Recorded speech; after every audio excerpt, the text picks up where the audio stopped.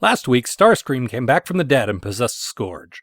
A bunch of other stuff happened too, but that's all you really need to know for right now.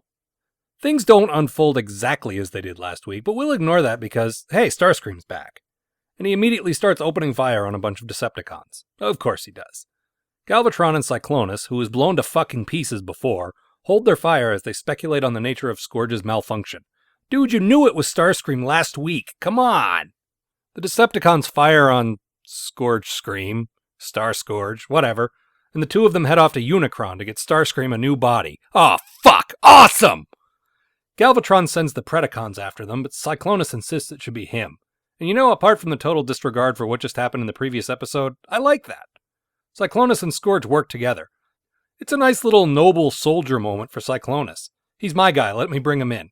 Unfortunately, they can only follow him to the edge of the Autobot's sensors near Cybertron. They assume he's defecting and head back. But he's not defecting. He's doing something a lot cooler. That should do it!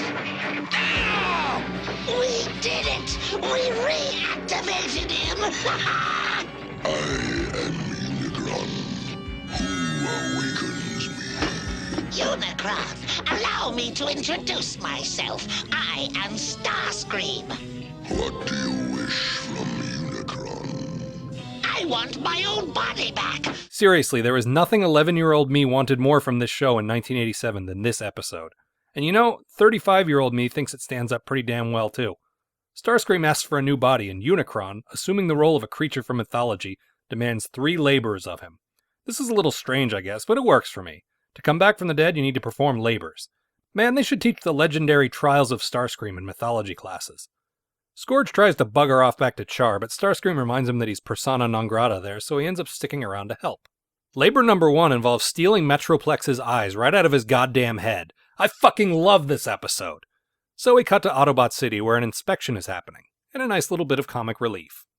You should be proud, Blaster. You and the others are doing a top-notch job as far as I can see. Thank you, Cup. We take our duty here seriously. Hey, Blaster, that sure is some serious music. Probably scare away anybody trying to get into this place. Cup, look out! Yeah, so, I'm not sure what happened there. I guess Blaster can see Starscream? Starscream tried to possess him? Stuff blew up? Who knows? Who cares? Time to steal the big guy's eyes! There's a nice little remember the old days moment involving Bumblebee and Spike as they chase the guy into the brain vault. Yes, the brain vault! And out they come with the eyes. Except, damn, they broke one. But they managed to escape with one good eye, and they set off a bomb inside his brain while they escape. And sweet mother of crap, we're only at the first commercial break.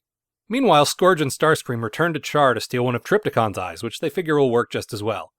They run into the Decepticons' answer to Beavis and Butthead, run amok and runabout. Let's see your security pass. Security pass. Passes? Passes? Starscream!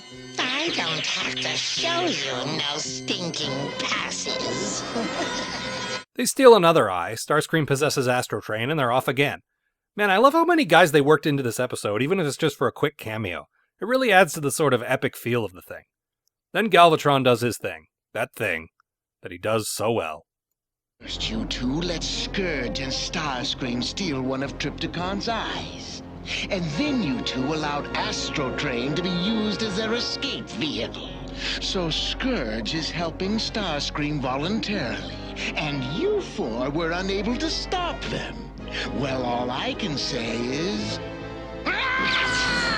So Scourge and Starscream go back to Unicron, spitefully depositing Astro Train right in Autobot airspace first. I really missed you, Starscream, you know that? You hateful prick. They head to Unicron and install the eyes, and he gives them labor number 2. Bring Triptychon to him. Oh sure, he's an entire city that turns into a giant dinosaur. Piece of cake. And there's still one more labor after this one. Holy crap, man! The Autobots question Astro Train and figure out what's going on. They head up to Unicron and are promptly tortured. Meanwhile on Char, Starscream possesses Triptychon and flies off. Oh, that wasn't that difficult after all. Except the entire second labor involves removing Triptychon's transformation cog and installing it in Unicron's head. Which, okay, I see where he's going with this, but did they have to take the entire city up there to do this? 5 Faces of Darkness prove that you can just run a giant transforming city without the cog. Wouldn't it have been easier to just take the part you need? Well, hey, whatever. We got to see a giant robot dinosaur flying through space. And now, the third labor. Connect my head to the planet Cybertron. I will then have a new body. I will be complete again, able to devour all worlds in my path. Oh, fuck! Even Scourge decides that this line is one he cannot cross and bails. So giant dinosaur Starscream pushes the head of Unicron toward the planet, and there's no possible way this episode could get any cooler. Unless Starscream scams his new body from Unicron early, then abandons him, which is exactly what happened. Do it yourself! Oh, Starscream, I do love you so. Naturally, the day is saved and Unicron's head is knocked back into orbit.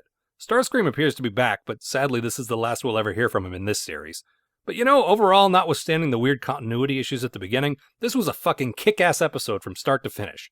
Huge cast, major stakes, solid pacing. If only they'd animated this better, this might be a contender for my favorite episode of the entire series.